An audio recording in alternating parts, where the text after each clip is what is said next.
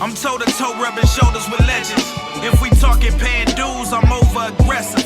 My tongue is a weapon, I know you in question. I benefited from the teachers, I'm more than a message. And the way the feeling moved me is more than a session. Back in the building, no cap on the ceiling. Don't even argue with niggas, I'm one in a million. Got real stain in my city, it's not with a blemish. Back like we never left. You already know mindset is the movement. Another day above ground is another day to be great. You rocking with your boy Fella. I am your dog Pop. Mindset, bro. What's happening, Pop? Man, what's happening, What's man? good with you, man? Man, we just kicking flavor. We always kicking flavor, man. We always kicking flavor. Gotta talk a little hip hop with y'all, man. Yeah, man. Been a lot of shit stirring up. Just catching up. I got you know, the seasons is changing, so I'm still implementing good health tips. Yep. I keep my water on deck. Absolutely. I got the fruit going around. Yes, sir. Skin glowing, skin looking good. What else could they want from us, man? Nigga, I be feeling like nigga bend over and stand up too fast, boy. Nigga down there pass out. Word, bro. You gotta keep it going. Keep that blood circulating. Keep the blood circulating, stretching. Yeah. Stay hydrated for sure. That's a fact. I mean, I've been on my push-up shit, but I'm on it even more now. I might do 50 a pop. Yeah. I'm doing 50 push-ups at a time now. Shit, that's the shape you want to be in, bro. You feel me? For sure. Nah, all is good, though. It ain't a lot I could complain about, man. Just, you know what I'm saying, loving life and just loving just being a better version of myself. That's the goal. Yeah. Every day you wake up, just be a better version of yourself, man. You can't ask for no more, right? That's it, man. That's it, man. That's it, man. Just try to stay a step ahead, you know what I'm saying? Word. This life can get crazy, man. It can get overwhelming. At the end of the day, man, you just gotta go back to your roots. For real. That's for real, man. Sometimes, like that boy Bean say, man, you gotta take your shoes off and put your feet on the grass. Sometimes. Get back grounded with the earth. Like that's a fact, cause a lot of stuff out here could rip and run you the wrong way. A lot of shit, man. Gossip, a lot of, you know what I mean? It's going around, especially in the music. Absolutely. Especially in the music. Word. Definitely, man. Man, you been listening to any new music? Yeah. So I took a vacation with the fam a few weeks ago. About a month ago now. Yeah. About a month ago now. So we hit the Carolinas. Yeah. And it was dope, man. I mean, we rented the big boy SUV. Yeah. Everybody got their bags in, piled in, and I like the radio, but sometimes the radio could play the same shit over and over and over. You know how that shit is. For sure. You taking a road trip, you gonna hear it 10, 20 times, but for sure. One song they was playing over and over and over, and I didn't want to change it. This shit was jamming. I was like, yeah, this is some new heat leading into the summertime. Yeah. And it was a new track by Harlow. Okay. That Lovin' on Me. Okay. You heard that shit? I ain't heard it yet. Oh my goodness. If I have heard it, I didn't know it was him. Yeah. You probably hadn't. If you haven't, you gonna hear it a lot, man. Yeah. He I don't know, he came with a banger. It remind me of when and of course he's not a brand new artist, but he's fairly new. But he's not brand new. But it remind me of when I first heard Post Malone and he was dropping the White Iverson and he had them other two hits behind it. Right. You know, at one point in time, 2014, 15, around that time, Post was dropping consistent hit tracks. Yeah. I feel like that about Harlow. Like this shit right here is a hit, automatic. I mean, the beat is vibing, the song is vibing. You know, he keep his tempo up most of the time. Yeah. It's a vibe, man. I can't even lie. Like he got one with this one. So I give him his props for that. So y'all, if y'all ain't heard it yet, y'all gonna hear it. It's Harlow, that Lovin' on Me. Okay. Word. I'm gonna definitely tap into that, man. Yeah, tap in. And just another joint I heard is Gunna and Offset. Yeah, they got word. That Prada. That Bray shit too. Oh, for real? Yeah, that Bray shit. Yeah. I mean, I knew when all this controversy settles as far as the Gunna shit, what he went through in the last couple of years. I knew it was gonna get back to just being about the music. Yeah. And it seemed like that's where it's leading at now. You got Offset jumped on it, and they just making it happen. It's a whole vibe for real. But it's something to look forward to listen to when, as far as leading into the summer. Yeah. So yeah, so I could say them 2 tracks. Yeah. Flo Milli, we already spoke on her on last joint. Her shit still riding, but she done went and put SZA and Cardi on a remix. Oh, okay. Yeah. So shout out to her, cause like I said, when the women are teaming up too. Yeah, they teaming up. They teaming up. And I knew they was gonna jump on her wave because that shit right there. Like I said before, I don't even listen to a lot of female records, but I could play that shit every day, and that's a vibe. Yeah. So Flo Milli, is she from New York? Flo Milli? Yeah. Nah, I believe she's from Alabama. Oh, but she made her way up out of that city and been moving around so much, you might not even realize she's from Alabama. Okay. Yeah. She done did it, moved around, made her connections. Almost like some cold shit, cause I mean, it be certain artists, man, they just gotta get out of their own city to actually make it. I think that's what it is. Like Cole went up to New York to make it, but he really from Carolina. Like. Right. So it might be one of them type situations. I think it is. Yeah. You know, you're right. Sometimes you gotta do something outlandish to get noticed when you're from a small city. Like, not saying Charlotte is a small city, but North Carolina is not a popular state for this rap music. Just like the baby, he had to motherfucking put on the diaper to get his attention and stuff. Yeah, to get his jump start. It don't work for everybody. It worked for that boy, and look what he doing now. Right. So I think with her, she probably had to get out her own state and get out of that town she was in to really pop.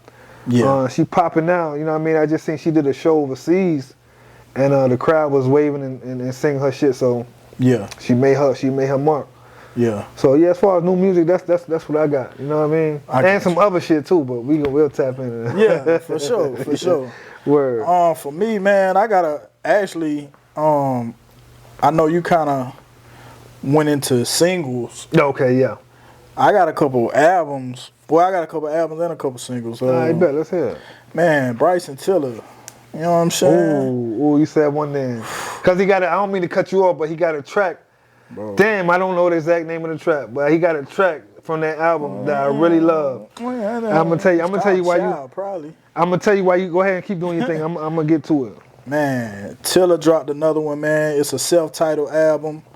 Right away, you know what I'm saying, the artwork caught me because it's kind of like, I don't really know the inspiration for it, but it's kind of like some Chinese writing. I mean, it's his face, but it's kind of like some Chinese, Japanese writing on the side. I don't really know what that's about. The cat got like drawn all over his face, got the piercings. Yeah, man, it's kind of dope though. I like the color scheme. That's the album cover? Yeah, it's cover right here. You be noticing them album covers. I noticed that about you. I'm just in the art. Like, I mean, for myself, like if I were to put together some type of album art, right? It's gonna have meanings.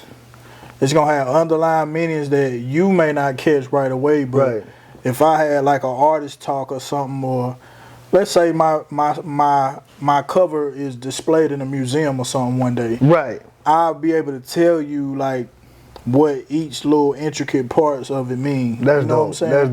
That's dope. So I look at it, and you got to think, bro. I'm an artist. I went to art school. That's a fact. Tell him again, Pop. Tell him again, man. Like I went to art school for graphic design. So yeah. I mean, when you in art school, bro, you don't do nothing but like critiques. Right. Like, you know how some kids have exams? Yeah. We just have like, we do our work and then we come and have a class critique. And the teacher grades you based on the critique and like her own critique. Wow, that's dope. And she grades you based on the input that you critique with other people on their work. So that basically makes you in tune with the detail more. Yeah, exactly. I like the detail. I like the detail, like. And before you get off of that topic, the song I was thinking about from Bryson Tiller is that Whatever She Wants. Whatever She Wants. My goodness, that shit is crazy, ain't it? Man, he got some joints on here. Yeah, that shit crazy. I definitely like that record. Man, he got some joints. The Chow record kind of blew up on TikTok. That shit is a banger too. Okay. He got a song called Rich Boy on here where he sampled that Rich Boy, Throw Some D's. Oh wow, that's what's up. He got a couple joints where he's sampling on here.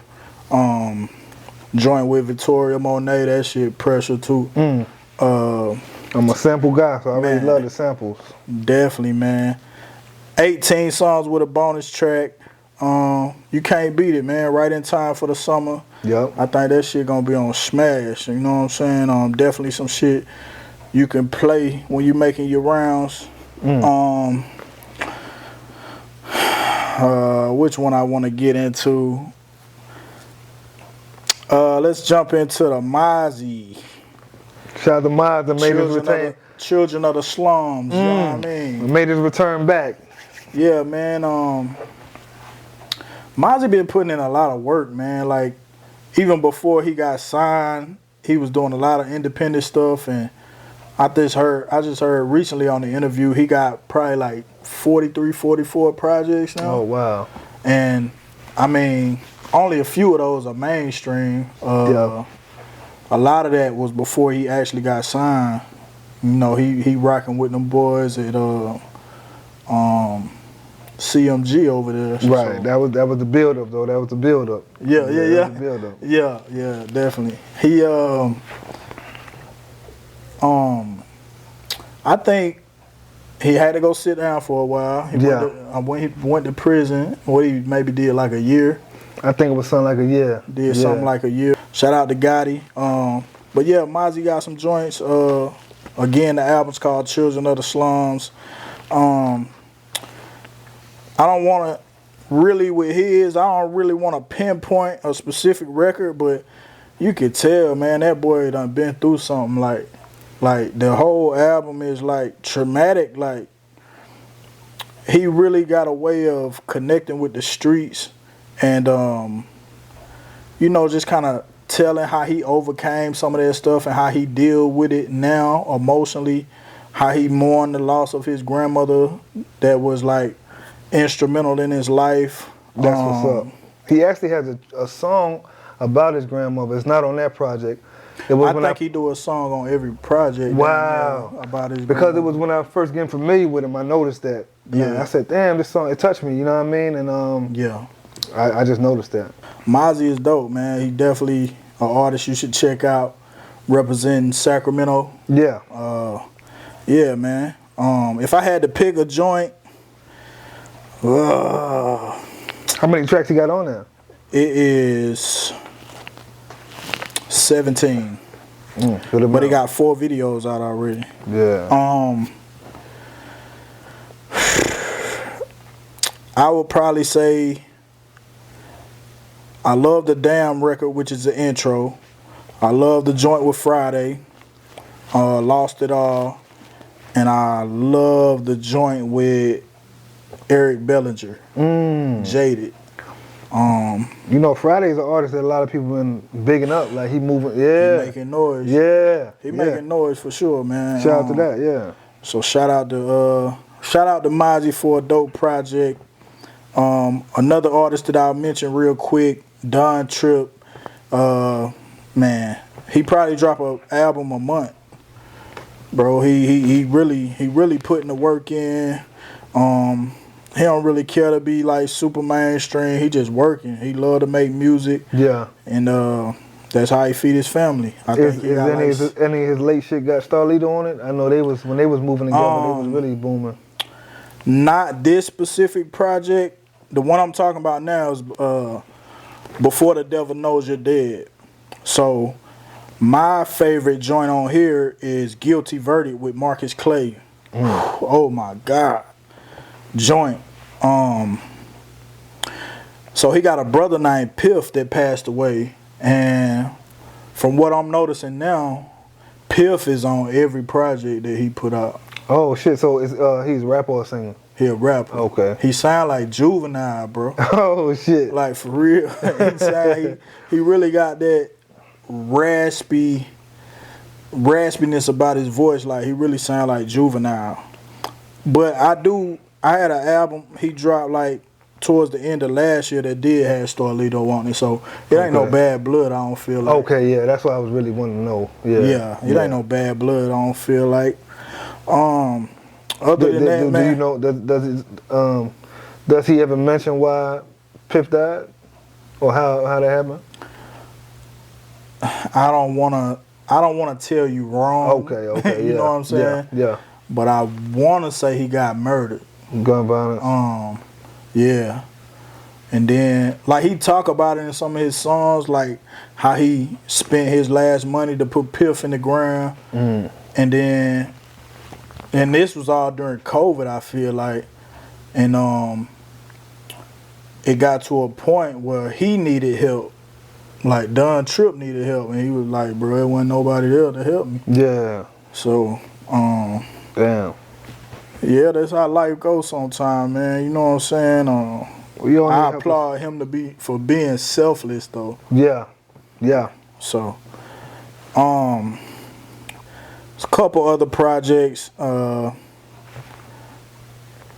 Chris Brown dropped the 11-11. Gave it a few spins. This was the Deluxe, by the way. He dropped the Deluxe version of that. Sebastian Mikael dropped the EP Paradigm Shift. It's only 3 records, but definitely worth the listen. Yeah, hey, that's one thing I'm glad you mentioned him again because the last time you mentioned him, this shit is different and it's just so. I wouldn't say soulful. It moves you. It moves you. Yeah. So I ain't checked out these 3 tracks you talking about, but I want to go listen because I want to catch a shift off of that shit. Yeah. Right. If you like D'Angelo as an artist, you'll probably rock with some of his stuff too. So. And D'Angelo was one of my favorites when he was doing his thing. Yeah, exactly. Man, this is an artist I ran across. This is a single, by the way. I ran across this guy on TikTok.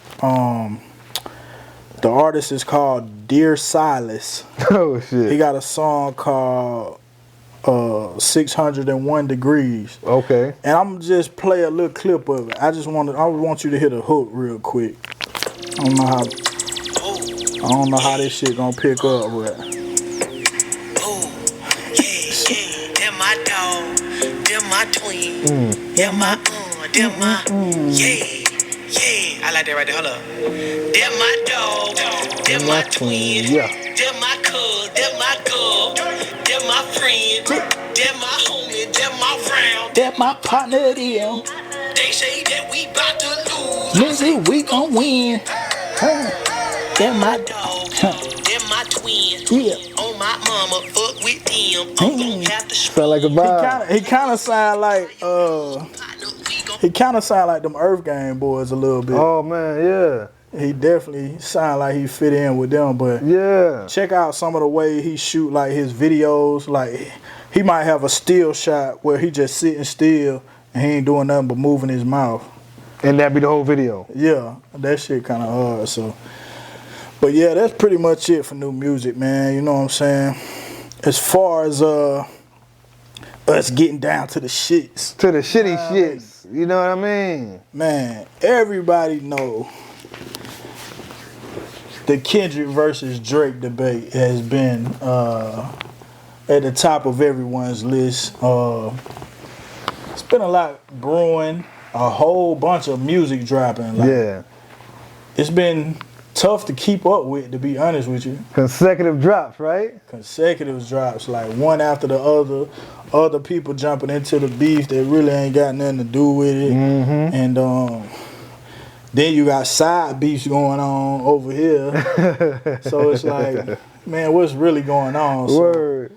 So, I want to take a little bit of a different approach. So I kind of want to go into like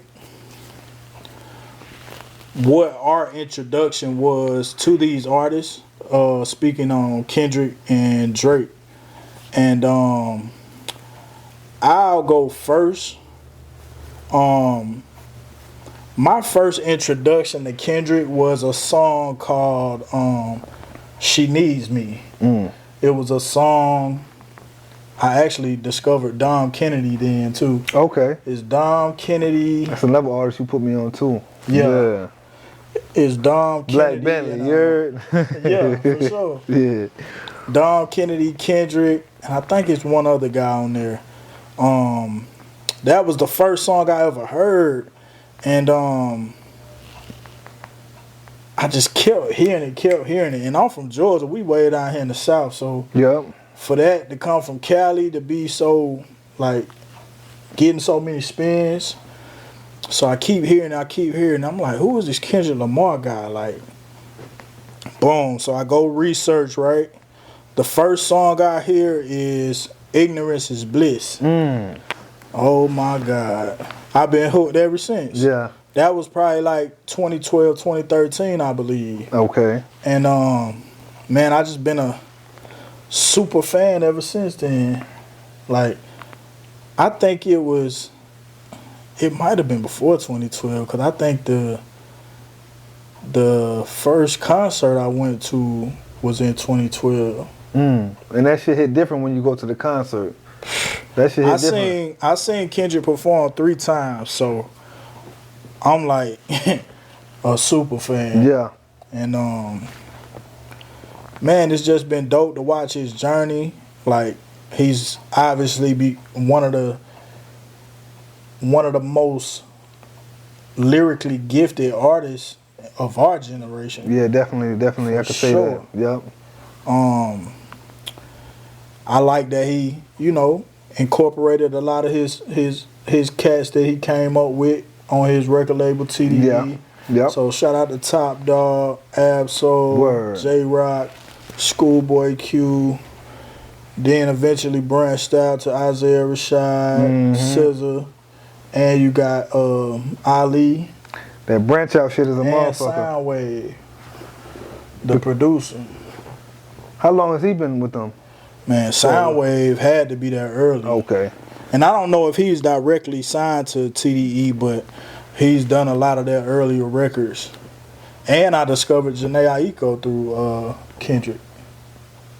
So that's a motherfucker. Like, one thing I like about the branching off shit is you got your core artists that's a part of your clique, right? Yeah. And then as you evolve, you just start grabbing motherfuckers who fit what you're trying to do as a label and as a team, you know what I mean? Yeah. And I feel like that's what it was with them. The people that came on to the team later, they all took little bits and pieces and made it whole. Right. Yeah. Definitely, man. What would you say your introduction was to Kendrick or Drake? So since we starting off with Kendrick, let me start with Kendrick. It was definitely that Section 80. Yeah. You know what I mean? And I thought the name was kind of different. And the artwork. The artwork, yeah, the artwork was different too. You know what I mean? Now the ADHD, that's one of my favorite tracks on there. But nothing was more crazier than the Keisha song and the Tammy song. Keisha song probably my favorite song on there. Yeah, because when you listen to that shit, I don't care who you are, it's relatable. You can relate it back to where you from and where you come from. Especially us. You know, we of the culture and of what, you know what I'm saying, what he's on. Right. So when you just listen to it, you can relate it back, and it just it holds a spot in your mind. Right. And that's what it did for me when I first heard it. Yeah. So I just, was playing it, and I said, oh, bruh's different. And then I'm glad he put this track at the end of the damn CD, the High Power. Oh my goodness, the High Power. You know Cole produced it, right? Damn. J. Cole produced I that, did bro. not know that shit.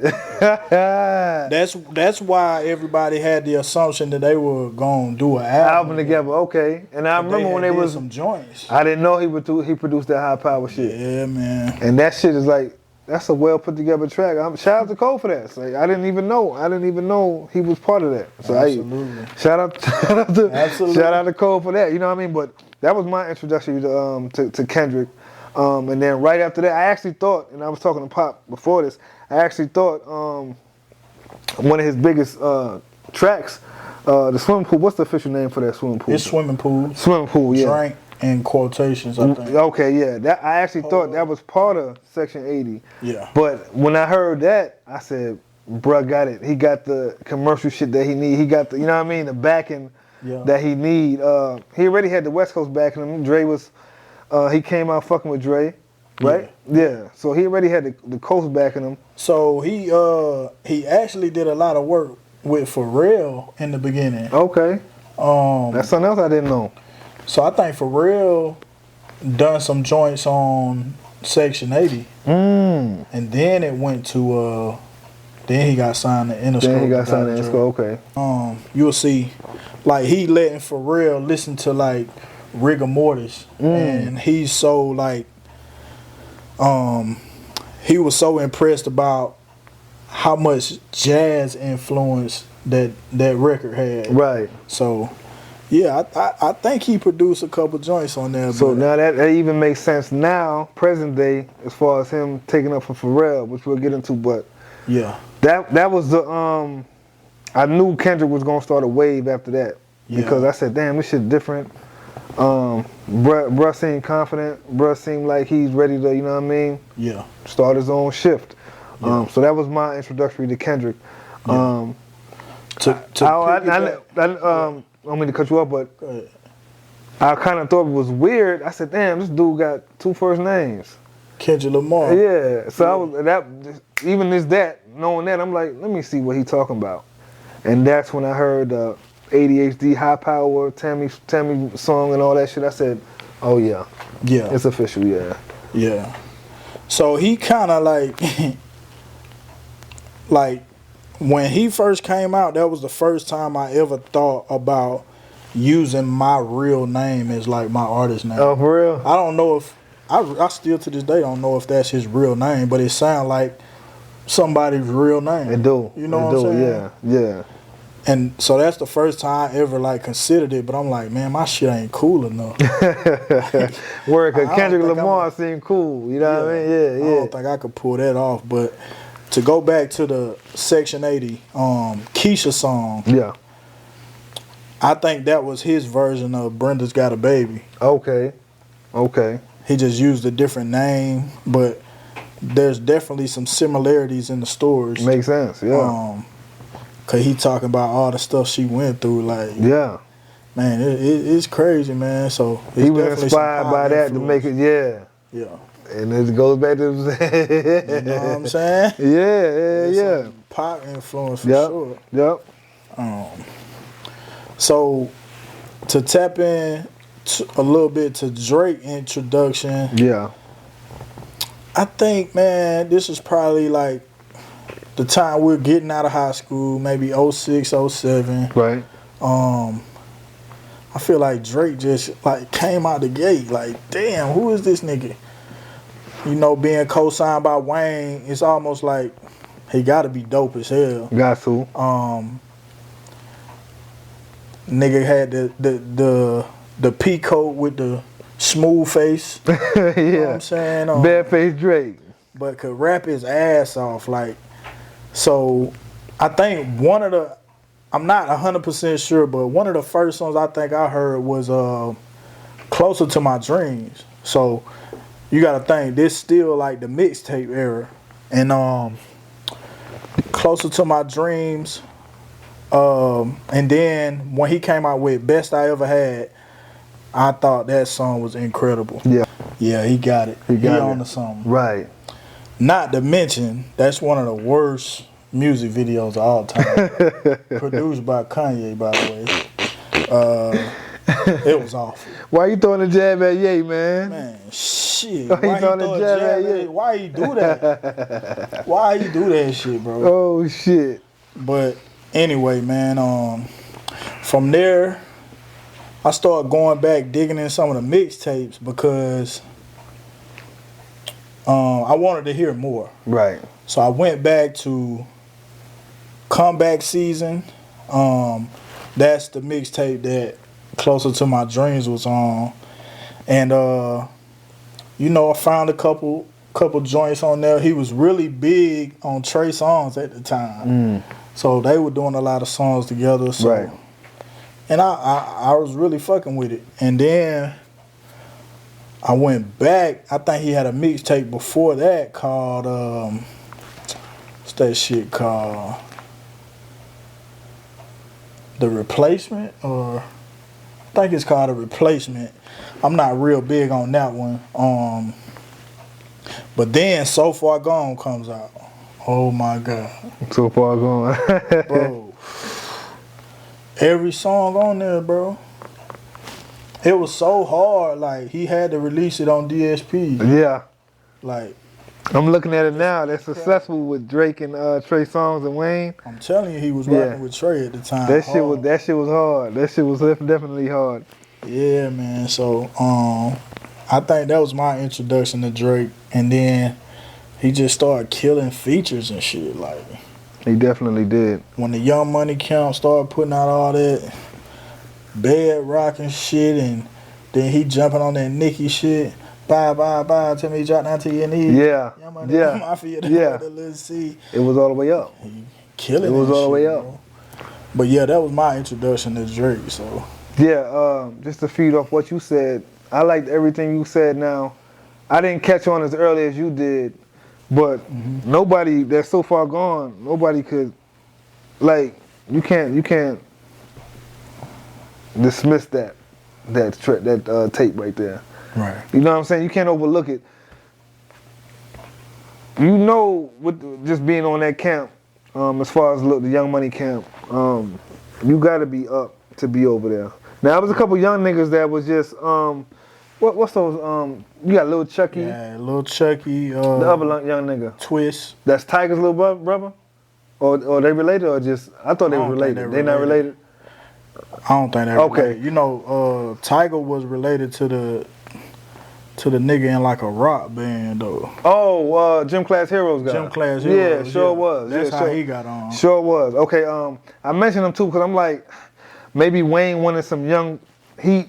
Just for parents on, you know what I mean? Just to move the, I mean, it's Young Money. Yeah. So I really wanted some young guys. That's what I feel. Like, yeah, so I was like, what he doing?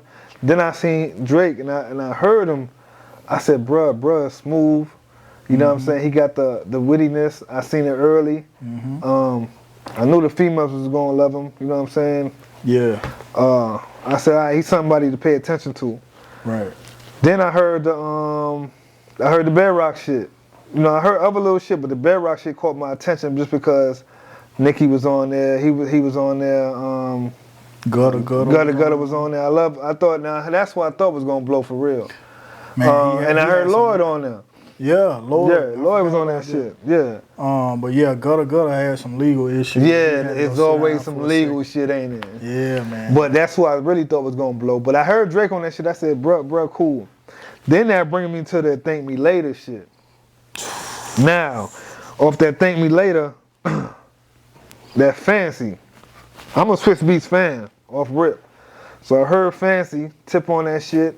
I said, yeah, this is gonna get some spins. And then that fucking, I'm gonna tell you right now, you get Hove on your shit early, it's going all the way up. Hove jump on that light up. I said, this shit right here is some of the smoothest shit I done heard in a long ass time, bro.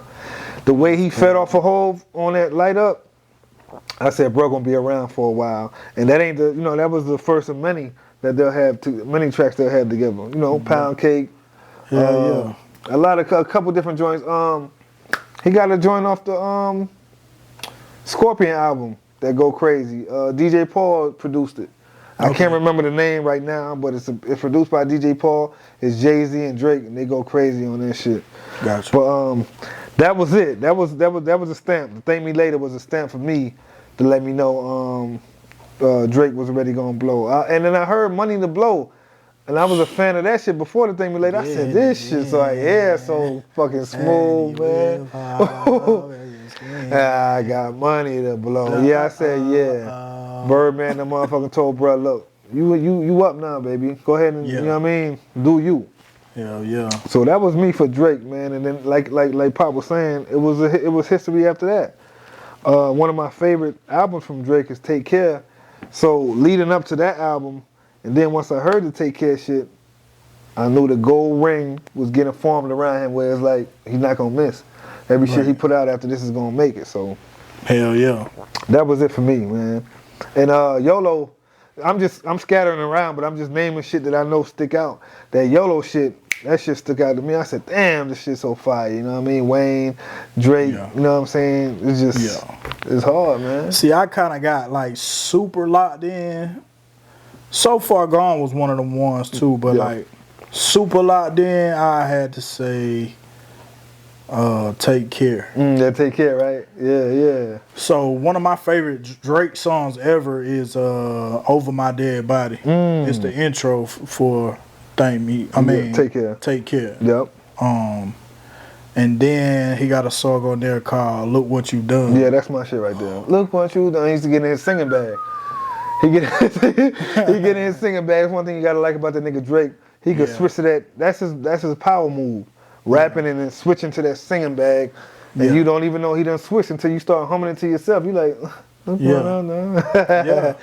Like after that Look What You Done shit, he started getting into shit like Marvin's Room. And then shit like I got my eyes on you. Oh man. Bang on me, yeah. So I feel like he started going global then. Yeah. The nigga was unstoppable. Still is. Like, still global, still, you know what I mean? Still putting on. I mean, for sure. So we're gonna jump right into the Kendrick and Drake battle. Who you think up right now, man? Like the Kendrick and Drake battle. Who you think up right now? Like my homeboy texted me last night and he was just like, man, I just want to hear your opinion on it. And yeah, bro, I'm a little biased, but I got Kendrick up, bro. Yeah. I got Kendrick up too. And I got Kendrick up. And our reasons may be different, but just before we dive in, I say why I got Kendrick up. Yeah. They both creative in their own way, but the way Kendrick is using his creativity, I like it more than the way Drake is using his. Right. If that makes sense. You know what I mean? We all know Kendrick. They both act. Yeah. Drake has been acting since he was a teenager. Yeah. And so forth. And Kendrick is just jumping into it, but he's using his personality on these tracks, man, and it's moving you. Right. You know what I mean? And you don't hear from the guy a lot. So now what he's, you know what I mean? He's riled up. Yeah. They both use the antics. They both, you know what I mean? His personality there. Yep. And I know it has to be a winner, but it doesn't have to be a winner. They both winning. And it's like, who's losing? They both winning. Who's losing? These niggas doing like 20 mil in like less than 24 hours. Like every time they drop, man. Every time they drop, it's all eyes on the next drop. It's all eyes on the next drop. You dig what I'm saying? I'm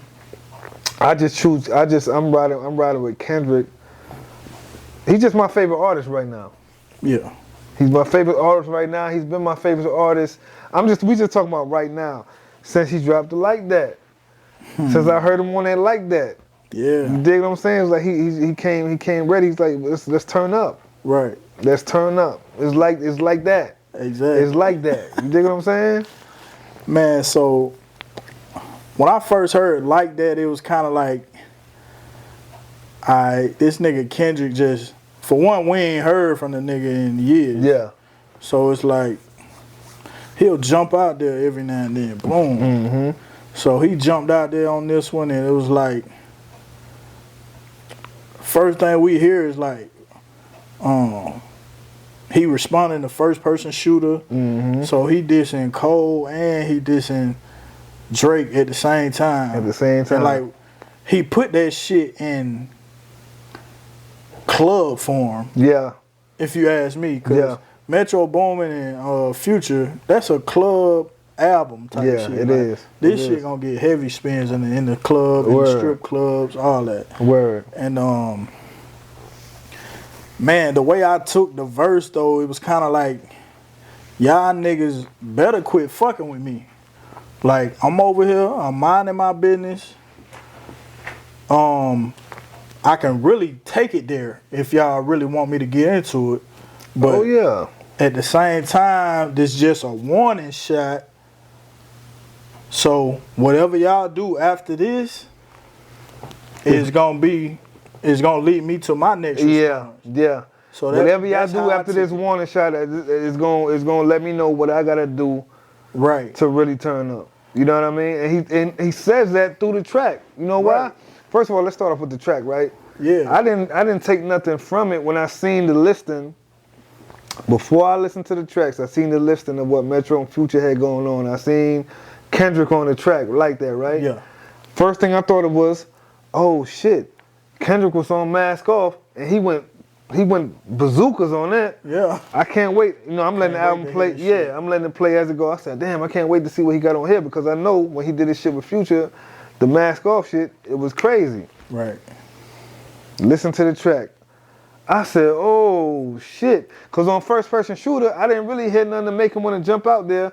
But then if you listen real carefully, it is something that you could feed off of the jump out there. You know what I'm saying? Right. So when I listen to you break down Kendrick lyrics, man, I knew it was up. I knew it was wartime when he said one line. And he said this one line. The man said, I crash out like fuck rap, this Melly Mel if I have to. Yeah. When you say some shit like that, and for everybody who don't know, Melly Mel is one of the first founders of this rap shit. Yeah. The Furious Five, you feel what I'm saying? Absolutely. The Message, if you don't know who Melly Mel is, go back to the track The Message, and you know what I mean? Yeah. You'll know exactly what I'm talking about. But when niggas saying I'll diss Melly Mel if I have to, that mean I don't give a fuck about rap, nigga. I'll diss the grand leader of the rap shit, Melly Mel if I have to. A legend, yeah. I'll diss this nigga if I got to. So what y'all want to do? Right. That's how I knew. And I heard that, I said, okay, it's up. Like he said shit to provoke them. Like, yeah. Like, nigga, this ain't no big three, nigga. This just big me, nigga. Bam! That nigga, then he started doing the, like, you be surprised how many people sing along to the sound effects in the club. Boy, that's the best shit ever, boy. Nigga, bam! So your shit is bomb. My shit is, this nigga said,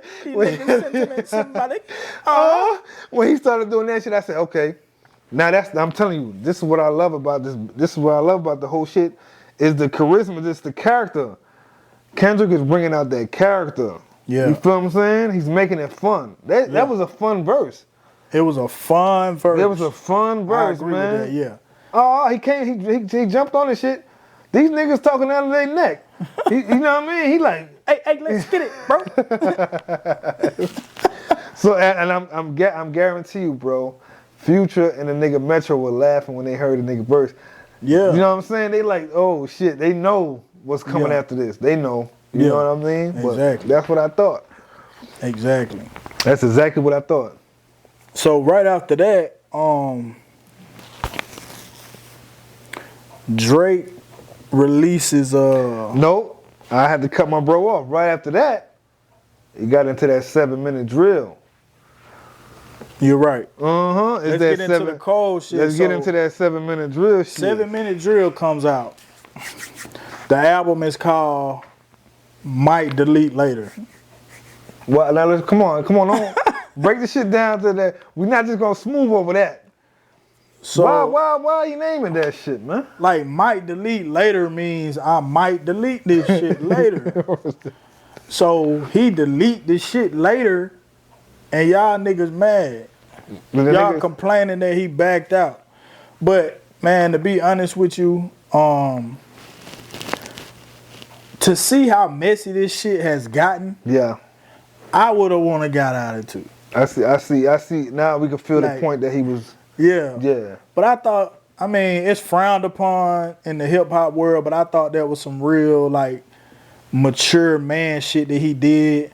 Can he rap with these niggas? Absolutely. Of course, without a doubt. 7-minute drill wasn't none of that though. Like, you could tell he was holding back, because if you ask me, bro, 7-minute drills is one of the worst songs on Might Delete Later. It is. Like, It is. bro, he got some barred up shit on that album. He got some shit on that. And that's Like, why I'm disappointed about just that one track on there.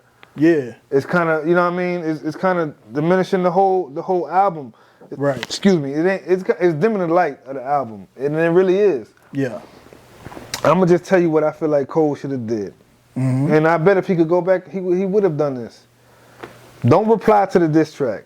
Leave that shit alone. Because then you know in the back of your mind, you don't want to reply anyway. You nigga, you name the shit, Might Delete Later. Yeah. You don't even want to reply. That wasn't you had the album done already. That wasn't the name of the shit. Right. It wasn't. Right. Now, you got great music on this album, and then you got that shit at the bottom of the album.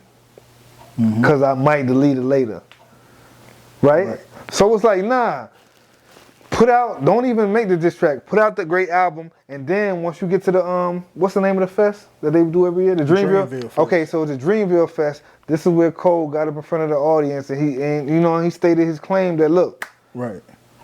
I know what y'all want me to do. I know what my team want me to do. They want me to go ahead and crash out. Not I wouldn't say crash out. They want me to motherfucking step up to the challenge, engage in this what we got going on. Yeah. This is what he should have done. He should have dropped his album without that track on it and told the fans, look, I see what's going on. I see bruh want me to jump in this and do this back and forth, but that ain't even the wave I'm on. I just want to make good music and blase, his whole speech. Yeah. But nah, you drop the diss track and then you take it back. Yeah. Apologize to the dude. It just make it look whack. And I think that's the biggest issue that people had with it. Like, you did it, you had intentions when you did it, and now you reneging on your words. That ain't it, bro. That ain't it. But at the end of the day, I feel like you gotta move with intent. Yeah. So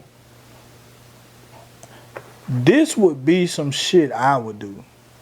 Like, I kind of try to put myself in his shoes, and I'm like, bro, that shit don't feel right. Mm-hmm. So I have no problem getting up here on stage in front of the fan base that I created. That's a good point, bro. And telling these people how I really feel. That's a good point, yeah. He probably lost some fans, but he probably gained some fans because he did that shit. Yeah, that's a great point. And then continued the show. Yeah, that's a great point. And Come on now. It's a good point because, like you said, I'm in front of people that respect me as an artist. I'm in front of people that love my music and love what I got going on. If I'm gonna break it in, I'm so glad he didn't choose to say this over no text, over no tweet, over no Instagram post, over none of that bullshit. Right. If I'm gonna fix it now, I'm gonna do it in front of my peers and in front of my fans who love me and love what I got going on. Just so I'm being real direct with them. Right. Yeah, like you said, he felt it bubbling in his spirit. He said the last couple of days been hell for him. Yeah. You know what I'm saying? And he's speaking his truth. He's speaking his truth. But it's a big but. And the but is you still drop the diss track. You still drop some shit. And it's just so happenly that Kendrick, he peeped that shit. He said, you know what? I'm not gonna flame Brody no more. Yeah. Cause I could see that he said it. He said, I ain't with the shit. Y'all move on, y'all carry on. There's much love. Yeah. If I get flamed in the process, I just get flamed in the process. Yeah, take your best shot. Take your best shot. If I get it, I get it. Yeah. So I even respect Kendrick. That's even more respect for Kendrick for leaving him, because Kendrick could have said, fuck that, nah. Yeah. You know what I'm saying? But he didn't. He said some strays still. He did, but come on, he could have, after a 7-minute diss track to me, yeah, I could have got my feet dirty, but I didn't. It's the one I'm gonna get my feet dirty with is White Boy. Yeah. You feel me? Word. Exactly.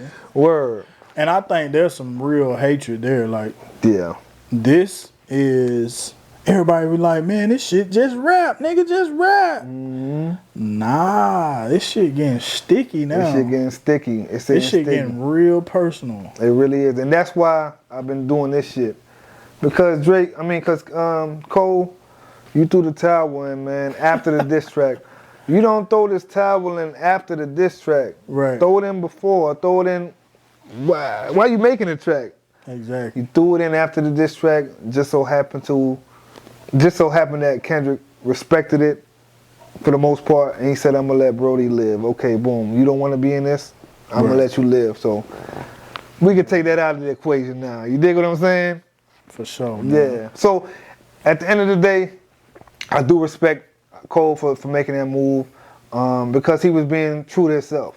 What can you Right. say? Don't we want these artists to be true to themselves, and that's what he did. Absolutely, man. Word. Just tapping into 7 Minute Drill. When you listen to it, like Pop said, you could tell bro wasn't pushing out that energy that it was war ready energy. It was just like I'm going through the motion with this track. And don't get me wrong, the beat is fire and the song is it's cool. Right. But you could tell it ain't all the way there with him. Nah. And I think it's good. Like I'm gonna say some shit that he got up there, and we paraphrasing through a lot of this shit. You know what I mean? He said I got held for bars, not controversy.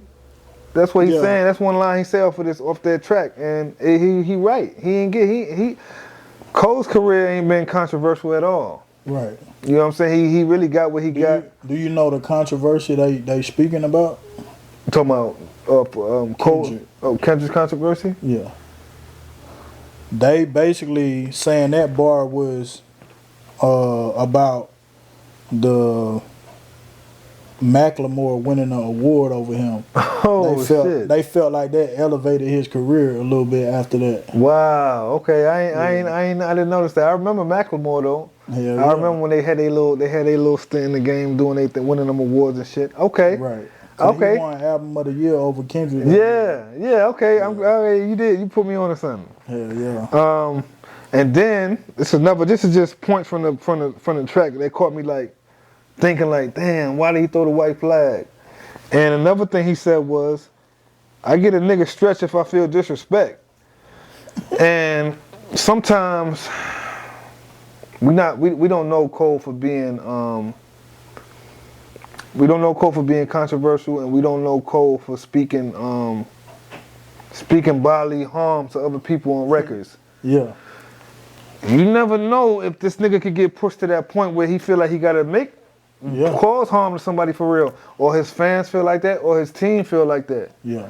So maybe he was saying shit, and when he thought about it, like he said when he apologized, Right. he was feeling that bad shit in his spirit. Right. So maybe he was feeling inside like, man, I almost lost character in myself. I might could do something to a nigga. You know what I'm saying? Right. Over this music shit. Let me opt out and keep it all on music before I don't, and I have to really do something.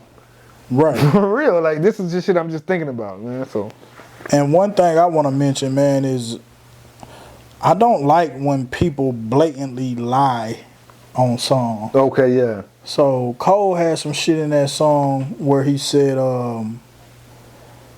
"Your last shit was trash." What he say? Oh yeah, Their last shit was trash, but niggas gassed it. and all that Like, shit. come Your second on. shit was tragic and shit like that. Yeah. So I don't really understand what he was shooting for right there, but those bars that we just went over, it's kind of like I'm trying to take a shot at you, but I don't want to get super personal. Like I'm not gonna talk about your family or none of that shit. That's how you know he was holding back, like That's exactly how you know, bro. because this nigga Kendrick going crazy at Drake. Yeah, because it leads to that. Right. The more you get going back and forth with a nigga over tracks, the more personal it gets. Right. And that's what it was leading to. And throughout that apology, he said that shit too. He said, we all know that his first shit wasn't whack. We all know that, you know what I'm saying? Right. That's what wasn't fitting right with his spirit. He knew he was lying to himself. And he knew he was getting out of character where it's just not him. And you gotta commend that shit. I just had a problem with him throwing a diss track and trying to take it back. Exactly. That's it. As far as him getting right with his fans and getting right with his spirit, by all means, that's what you should do. Right. But you jumped in. It's like you know what that's like? And it might not be a good comparison, but it's like double dutch. You know when the female's ready, they doing this shit about to jump in, Yeah. and then they jump in and get to jumping and they fuck it up. Yeah. That's how I feel like Cole was like. You know what I'm saying? Yeah. He ain't really want to jump in, but he did it anyway, and he like, damn, really let me just- get the fuck up out of this He shit. really just threw a monkey wrench in that motherfucker. Word. Hell yeah. Word. But hey, it is what it is, man. Cole, one thing about it, Cole's career gonna live on. It would have if he'd have stayed in it without it. So he ain't losing nothing for not being in the shit. So, but I think that shit might provoke other artists to go at him. Taking over there. Yeah. Say that shit loud and clear again, bro. It might provoke other artists to go at his head. It might do that shit. But I'm gonna tell you something. Don't let that shit fool you. Don't let that shit fool you. You know why? Them other artists ain't K-Dot. Right. Them other artists is not K-Dot, so But I don't even know if K-Dot would have done this to him. Probably wouldn't have, but who it's the best. Yeah, you know what I'm saying? If anybody could do it, it's him. Yeah. Anybody else, Cole might flame your ass. Yeah. Don't try to jump up to it. Nah, K-Dot the only one who could really, not the only one, but as far as right now, because Cole said we the big three. Yeah. So if you the 4 for 5, nigga, don't jump up here and try to, come on, man. Hell yeah. That shit crazy though, man. So after this, you know what I'm saying, this shit go back to Drake. Boom, it's Drake's turn. Drake on the clock. You know what I'm saying? Yeah, Drake on the clock now. Drake dropped the push-ups joint.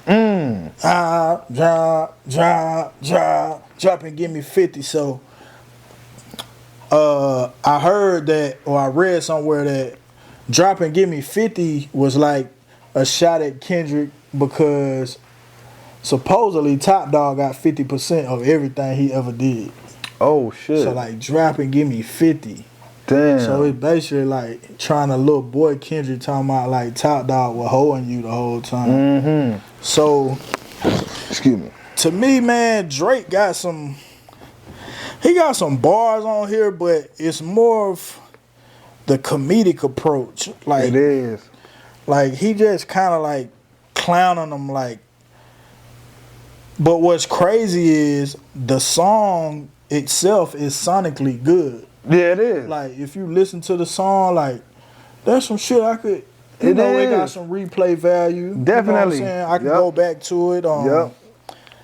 Yo, this shit when that nigga said, "Metro, shut your whole ass up and make some drums, nigga." That was the first bar I heard that made me think it was AI. I'm like, bro, this nigga Drake ain't say this. Word. But when it came out, like this shit was real. Like this, so I think the first version got leaked. It was like kind of a different beat. Okay. And then he verified like, nah, this the real one. Yeah. And so he clowning the nigga about his shoe size. Like, word. Nigga, you got a size 7 men's on, nigga. How you big stepping. Morale in the big stepping. Yeah, you know when that's with a size 7 on. Yeah. So, but it's interesting. Now I will encourage you guys to not only listen to the record, but go read some of the lyrics. Yeah. Cause that's what I had to do with some of this stuff. Like I can comprehend it listening, but it's a different side of comprehension when you reading the lyrics. It is. And you can really get the bigger picture, but I don't know, man, like he just clown him. You really ain't on shit. Nigga said you doing splits, your jeans might rip. But Drake got a way of putting this diss shit in like good music form. Yeah, he does. And that's part of his artistry. That's part of his You know what I mean? We know Drake for making hits. Word. And just like the it's called push-ups, right? Right. Only thing we've seen from Kendrick has been push-up shit. Right. Not the music, not you know what I'm saying? So that's the way to clown him too. It's like, nigga, don't you all you do is push-ups and shit, up downs and shit. Nigga, go do that. Right. And for the niggas who got something to say on the side, I got y'all too on push-ups. Cause the nigga said, I might take your latest girl and cuff her like I'm Ricky. Oh, Ross, you got some shit to say, Ross? Well, let's get to it, nigga. You just known for cuffing shit. Right. Can't believe he jumping in this nigga almost 50. Nigga almost 50. Go sit your old ass down and let this young boy spar out, nigga. You almost 50. Go sit your ass down somewhere, nigga. With a new set of veneers. He on his second set. You know what I'm saying? These ones look worse than the first ones. He on his second set? He on his second set, bro. He ran through that first batch. You know. Because they look different. These motherfuckers he got now, like, they too. Hey. Oh, hey, look. One of my No, go ahead. One of my favorite lines was like, he kind of little boyed him like, man, you pip squeak, pipe down. He was like, Scissor got you wiped down. Savage got you wiped down. And that nigga said, I got you in a scope right now. Ooh. There's some savage shit on that push-ups. It's some sad. I guarantee you when Kendrick heard push-ups, he said, all right, that was a song that made Kendrick say, all right, now we got some shit going. We got some shit showing. We gotta press the button. Look, Drake said champagne is tripping and he's not easing up. He's saying that to himself. He's saying people saying champagne tripping, which is he's champagne poppy. Yeah. Saying people saying champagne tripping, I gotta ease up. He said, nah, I ain't easing up. Now, listen to that line right there. We're gonna go back to that later on. He's telling niggas he's not easing up. Right. That's what he said on his push-up joint. He said, nah, I ain't easing up. Yeah. And then from that shit, from the push-ups, it goes right into the tailor-made AI track. Ooh, so we don't even give Kendrick time to respond. We gonna go right into this AI shit. Right. And that's where shit get tricky. Cause the AI, you know, that's what's going around now. I don't blame Drake for using the AI shit, but it's who he used. Right. He used Pac and Snoop. Yeah. West Coast niggas. What is Kendrick? A West Coast nigga. Yeah. Who does Kendrick look up to? Pac and Snoop. Yeah. You dig what I'm saying? Like, they both in his top 5. Exactly. So that's a play that he used to get this nigga attention to, if you thought about getting solid and maybe saying fuck that shit, nah, that's gonna bring him out. And it did.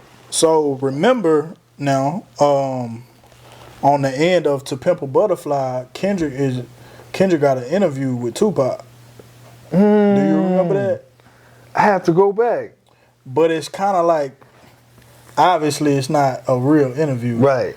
But he having a conversation with Tupac like on the end of the interview. So I think Drake used that as like, this is a way to get it back. But my theory on the whole AI thing is that people thought push-ups was AI. Yeah. So that shit got so much traction that he was like, how can I use AI on this next diss record to benefit me in a creative way? Okay. Yep. So I thought the approach was dope. Cause it's almost like what you gonna do, Kendrick? Like he took that approach like, man, what y'all gonna do? You know what I'm saying? Like, yeah, it's dope to a point, but it's like you got the third person AI on there. He's speaking in third person. And then you're speaking on third person with Pac.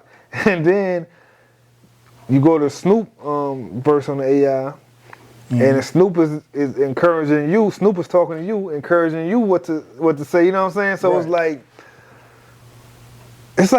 I like it, but I don't. Yeah. You dig what I'm saying? I don't know how to explain it, but it's like I like it because do you appreciate the approach and the concept of the idea of that working though? Yes, I do, but I don't. What I don't appreciate is you using a nigga like Pac and Snoop. Yeah. That I don't. You know what I'm saying? But I see why you did it.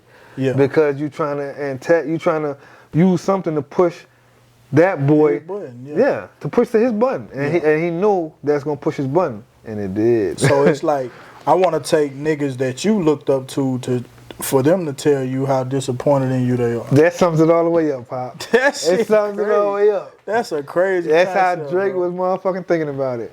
But I think Kendrick took that shit as disrespect. He did, because I would have. It was a ranch stone in the game. Yeah. And I just noticed at the end of that shit, it's another shot at timing. We waiting on you. Because after Pac and after Pac's AI and Snoop's AI verse, Drake does have a verse on that. Yeah. And it's pretty decent too. I like his verse on that, but at the end of that shit, he's like, all right, my man, we waiting on you now. How you gonna respond to this? You on the clock. The clock is ticking for you now. How you gonna respond to this? And I really think, okay, so Kendrick had a track ready. If you go down the timeline, this is the biggest gap of time it took for Kendrick to reply, because he had a track ready, but when he heard that AI track, he had to like, oh no, I need to switch it up. Right. I need to get into something else because he done threw a wrench out there, so let me write a whole nother shit. Right. And I think they they have records already recorded, they have to go adjust them. Yeah, yeah, Like, yeah. I gotta put some of what your record said about me in my new one. Okay, You know what I'm yeah, saying? yeah. But I really already have the shit recorded. Yeah. So I just gotta make adjustments. You know what I mean? Mm-hmm. Okay, and that led into right another monkey wrench in the game. Yeah. And it was from the biggest boss. He threw his little wrench in the game because he heard what Drake said. He heard the motherfucking push-up track. Right. So he put in his little track, and it's called Champagne Moments. That's what Rick Ross came with.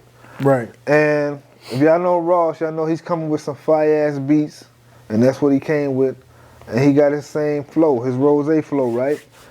And he starts off with this white boy name calling, name dropping. It's all about the white boy when it comes to Ross. Yeah. He's saying that Drake got his nose rearranged. The nose job, you know what I'm saying? They got a whole new one. Got a whole new one. You know what I mean? I don't really like Ross's approach because it's comedy. It is. Ross done turn into Plies, like online, or 50 Cent. Or 50. It's just like, I'm going to troll you to death. I'm going to troll you to death. Like, the song was cool, whatever, but it's like, it ain't really cut deep. Yeah. You trying to little boy him with money, and this nigga probably got more money than you. Yeah, but what Ross is saying is, yeah, you gross more money than me, but it's more niggas in your pockets than it's niggas in my pockets. Yeah. That's what Ross saying. Yeah, you gross more than me, white boy, but it's niggas pinching off of your plate that ain't pinching off of my plate. Right. And that's what and like you said, that's what was my next line. I got more money than you. But he really said you hated on French Montana when French was trying to drop an album. You sent a cease and desist. Well, yeah. Who knows if that's real or fake? But yeah, of course, French and Ross, they tight, so they be having side conversations. Right. And that had to been thrown in the conversation because French and Champagne. I mean French and I'm calling the nigga Champagne. Now. Champagne. French Montana and Drake relationship was decent at one point. If you go back to the French record. That man, what's the name of that record? I can't remember the record right now. It was one of French Montana's latest records a few years ago. No Stylist. French Montana's record, No Stylist. Drake is in there. Okay. So they cool. They always had a decent rapport with each other. But as of lately, shit, which happens under the scenes, under the radar, shit get twisted and flop. Right. So that was another reason why Ross jumped out there. But the biggest reason why Ross jumped out there is for get back with that Meek Mill situation. Yeah. That's what it was, bro. Yeah. I finally get a chance to get my get back, throw myself in this algorithm, this beef algorithm. I get my get back, and I'm gonna eat a little bit more of this rap shit. With this. That's what Ross is doing. Why you think Ross trying to take like the white boy approach? Like, we all know Drake was an actor before this, and it's been pictures floating around with him in blackface. Yep. Why you think he trying to take that route, like questioning his blackness? Yeah, I think so because we all didn't know that Drake had a slight nose job. We didn't know that. We kind of knew about the abs and shit. Him doing the ab work and shit, getting his stomach touched on or whatever. Yeah. But we didn't know about the nose shit. I know I didn't. I'm not sure if everybody else did. Yeah. We didn't know about that. Of course, he done grew his hair out. You know, just little other shit. Beard. But like you were saying before, this is Ross' approach. Let me get these laughs up. Yeah. I'm taking that funny man approach because this is his approach to the shit. Like, I'm gonna make it comical. Because I really don't have no serious problems with the boy. Yeah. I just need to get in this algorithm. They on the car right now. they kicking shit. Nah, but one thing I did bring up the pop was Ross was clowning Drake about his old jet. Yeah. Well, private plane, private jet. Yeah. He's saying it was old, it needed work, la la la la. He told that nigga he had a timeshare and shit. Word. Like, nigga, this shit belong to somebody else. Yeah. Hell yeah. But it's funny how I get to talking shit about his jet and then my shit has to start having problems. It didn't have a smooth landing on one of his last runs. So it's like, oh no, Drake might have made a phone call to the pilot like, Yeah. my nigga, make it be a rough landing. Let me put you 10K in your account right now. Let me get a little rough landing on here. Yeah. Since this old big nigga want to pop shit, Yeah. let's get a rough landing. Right. But nevertheless, Ross did make his way up into this shit, and who knows where that's gonna go? Cause I got a feeling Ross got some more records he want to drop on this shit. Yeah. He really need to leave the boy alone though. Yeah, I think so too. Because your raps is tired, nigga. The motherfuckers is borderline poo. Yeah, they getting You know what they I'm getting saying? tired, Ross. You feel But me? like, nigga, every number one you got, Drake was on it. Why you crossing out your man? That's your man. That's your man for real. That's the hit maker right there. Yup. Like, nigga, ask tomorrow music. See, we did the same That's shit probably that we your know. biggest song ever you ever had. Asher Martin, Lemon Pepper, Freestyle, You know what I'm saying? Stay Scheming. Yeah. We can keep on going. Yeah. We can keep on going. So that's how you know when the motherfucker just trying to jump into the mix. And like, don't point out now, Meek is his boy. Meek is his partner. Even though they got over that shit, it's still like, I didn't forget. Meek getting caught up in the Diddy shit though. Yeah, that he nigga out is, there. You see that nigga on the tennis court? Man, Nigga jumping out and they said, tell me when to stop. not even that. Did you see his last fashion statement? And I know With niggas that got money. Yeah, with that see-through shit. Man, Yeah. It's getting wild, man. he's getting sticky out here. And let's go back to what Kendrick said on that on the record. Well, it's coming up. He ain't say it yet. It's coming up. It's on that euphoria shit. Yeah. That's So where we at now. that's where we at. So after Champagne Moments, it gave Kendrick enough time. I know Kendrick is glad that Rick Ross dropped that shit because it gave him just enough time to drop his next track, which is Euphoria. And Pop, tell him about the cover, cause I know you're a cover man, and he got the yeah, man. So he got the Euphoria artwork is basically just the definition of euphoria. You know what I'm saying? Look like he took that shit right from definition.com. And the definition is a feeling of well-being or elation. And euphoria was supposed to be like a play on words too, because Drake was like an executive producer on the Euphoria TV show. Boom. And Good point. so like, boom, right out the bat, Kendrick coming in this bitch like real calm. I don't know what sample that is though. It is a sample, yeah. You the great, is it Teddy Pendergrass sample? I think it is Teddy's joint. I might be wrong. We probably gonna cut this out if it is. But I think it is Teddy's joint because a lot of people was talking about this sample shit. So he go right in talking about how the nigga a master manipulator, man, and man, the shit get real sticky. It get real personal. Yup. He come back, boom, boom, boom, boom. He still getting to the sound effects, and He leading with the sound effect shit. the beat switches in this is it creates a nice contrast. It brings like right after the smooth part, when it transitions into the actual beat, that shit is when the energy comes. Like, Yeah. Definitely. And That through shit through the energy gap, he says the notable shit that I picked up was, I heard you got a ring, and the ring he talking about is the sale of Tupac's ring. oh yeah, Drake brought that shit. yeah, So Kendrick is like, I heard you got that ring, nigga. You only making Pac turn in his grave. yeah. You know what I'm saying? He leaves with that. He said there's 3 ghosts left, and 2 of them kissing and hugging on stage. That was a straight. That was a straight. You know what I'm saying? That's Cole and Drake hugging on stage on tour.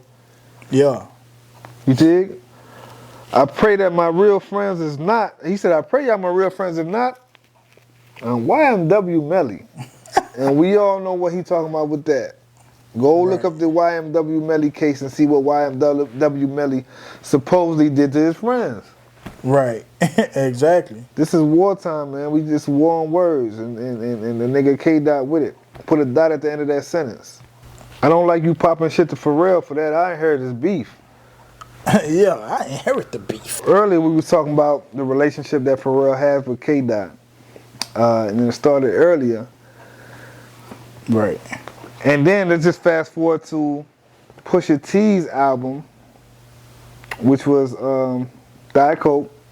No, excuse me. The Almost Dry shit? Yeah, excuse me. Diet Coke is a track from the Almost Dry album, and which on that album is a track with Pharrell and Jay-Z, and that's what K Dot is referring to. You know what I'm saying? Pharrell, which Pharrell always does, he was on the track, and I guess Drake took offense to that. Yeah. And some words may be exchanged, and he like, nah, nigga, I'm stepping up. I'll take that. Let me inherit that beef, nigga. And forget about pushing P. Let's see you push a T. And we all know what that is, nigga. Pusha T had words for you, had beef for you, yeah. And you ain't want to respond to that. Don't be trying to push shit with Pharrell. Push shit with Pusha T. Right. Because that's Terrence what? What he said? That ain't Terrence Crawford. That's Terrence Thornton. I'm Terrence Crawford, nigga. I'm whooping feet. That nigga went crazy. So this is where it starts going to where shit is just leading to some personal shit. It's going to start. Now niggas we already got Push-Ups, was a fire track. Go to Euphoria, which is the next fire track. Okay, now we going back and forth. This is what they saying to each other. Yeah. You know what I'm saying? In a sense, like, okay, you drop that shit. Okay, I drop that shit. He basically hit that nigga like, bro, you ain't even resolved the shit with Pusha T yet. Like, Pusha T got one in on it. Mm-hmm. That's what he's saying. Like, we wouldn't even, do y'all realize we wouldn't even know Drake had a son if it wasn't for Pusha T. If it wasn't for Pusha T. And those are cold hard facts. I don't know. I wouldn't have. I didn't even know. We owe that to Pusha, bro. We owe that to Pusha. We sure do. That's a big W in hip hop. Definitely is. And it still would have been kept a secret. You know what I mean? Yeah. It still would have been kept a secret. But just like Drake dropped, just like Drake, he dropped the after Push-Ups. He dropped the Tailor-Made Freestyle. Yeah. He didn't give the boy time to respond. After Kendrick dropped Euphoria, he dropped 616 in LA. Didn't give Drake a time to respond. Right. You know what I mean? Hell yeah. You want to break down what the 616 in LA might mean? Yeah. Because it's a lot of shit. I mean, 616, wasn't that a date? It's a lot of shit. So we all were, yeah. I think you're right. On the OJ shit? It's a date. That's the OJ date trial. Or is it, yeah. It might be OJ date trial. It might be Tupac birthday. Mm-hmm. Or some shit like that, yeah. And then it's a Bible. It's a Bible verse. It's a Bible verse. And more commonly known, like Drake is known for doing like the timestamp record title of his records. Yes. So that's what I think he was getting at too. What was the art? Let me go back to the artwork. Like, so I think the 616 record, the artwork was the black MMG glove. Okay. And this glove, this shit kind of get blurry. Like, the glove was allegedly obtained from one of Drake's dad's stolen bags. Mm. And but on the next disc record, it's the same picture, it's just blown up. That's the picture I saw, yeah. It's the picture with the glove, the shirt. It's some Olympic medication that Drake has been taking. And you can clearly, like, when they zoomed in, you can see his name on it. That's shit. Crazy. And then it's like some old jewelry receipts. Yeah. And it's a Maybach music glove. Yep. That's why I thought that was strange. Why is the Maybach music glove there? You know what I'm saying? They said Ross somewhere getting a kick out of this shit. For real, everybody getting a kick. And then you kind of right on the title because doesn't Drake have a song called Something Time in Calabasas? Yeah. He got a bunch of them. He got a bunch of them. Yeah, it plays 7 back. a.m. in Charlotte. Boom, yeah.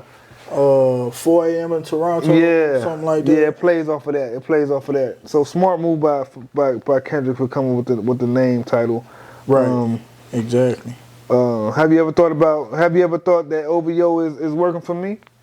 That's one of the lines that he says in that 616 in LA, and I brought that up because it's supposed to have been a leak in the OVO camp. Yeah. That Kendrick was using to find information. Yeah. That he has a daughter. That you know what I mean? Certain shit, this or that.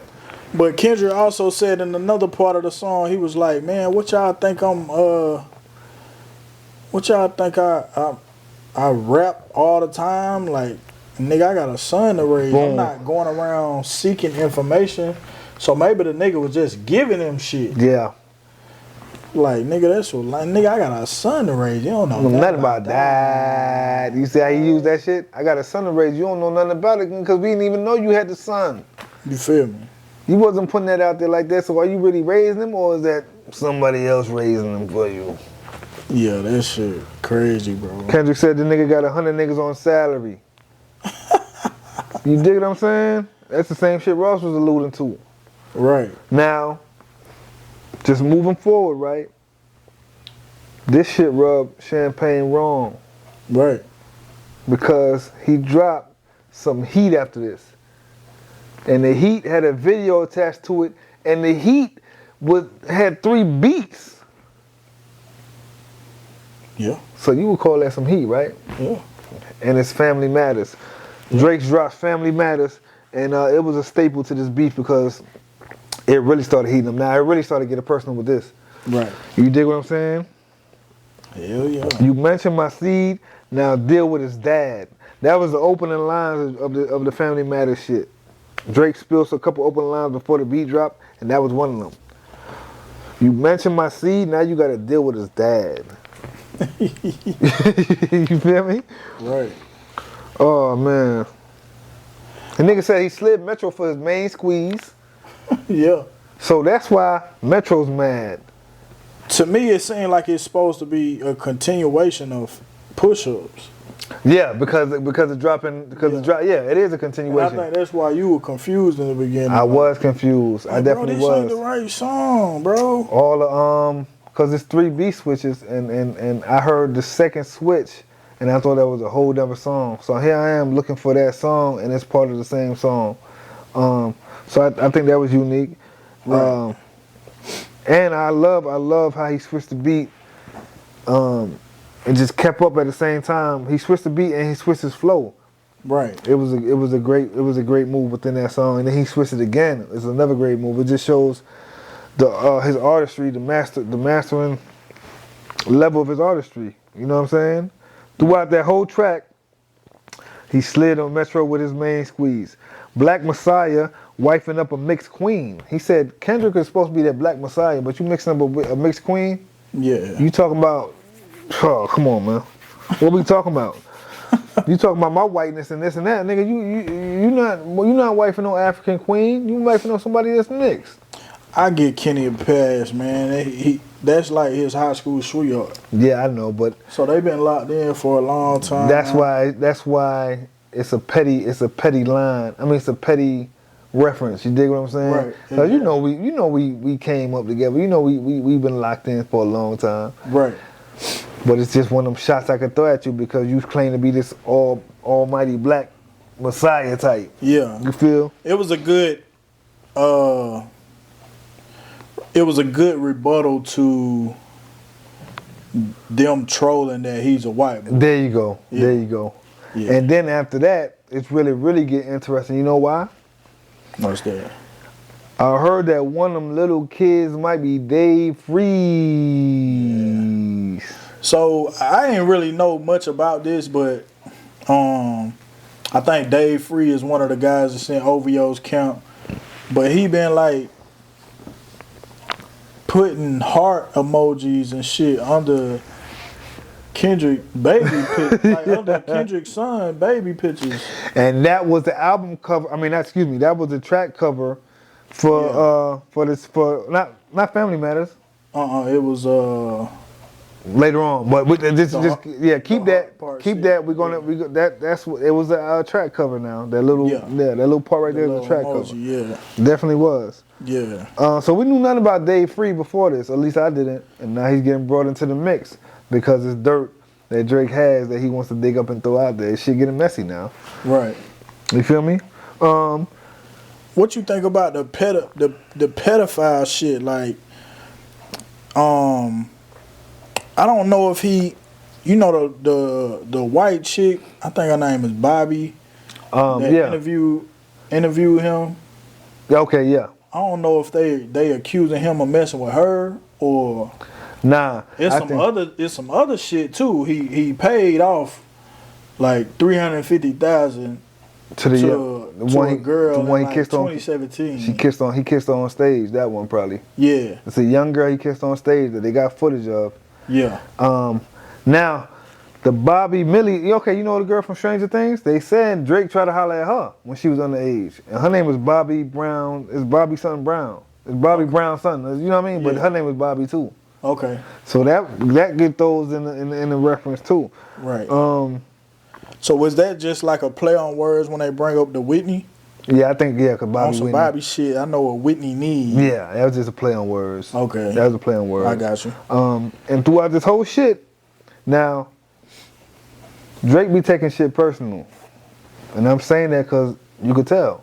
Yeah. He's taking the shots that Rick Ross throwing at him personal. He like, nigga, you supposed to be my nigga, like, you know what I'm saying? Everything was cool. You know what I mean? It's shots to be given and shots to be thrown out. Right. Rick Ross supposed to be my nigga. Like, we got good music together. We done made moves. We done did this and that. You want to come at me? Okay, cool. I'm gonna take another shot at you. He took another shot at a nigga on Family Matters. He said, "You the one that's gonna be reading me my Miranda rights." Like, like that's another officer shot. You know what I mean? Hell yeah. Through the same track, he's saying how Pluto, he don't know what happened with him and Pluto. That shit kind of make him sick. That Pluto was in the mix. Right. That's something else to keep your eyes on. How Future's playing into this. Because to my opinion, I don't think Future's gonna have anything else to say or do with this whole beef. I don't. He don't need to. He don't need to. He just his album was the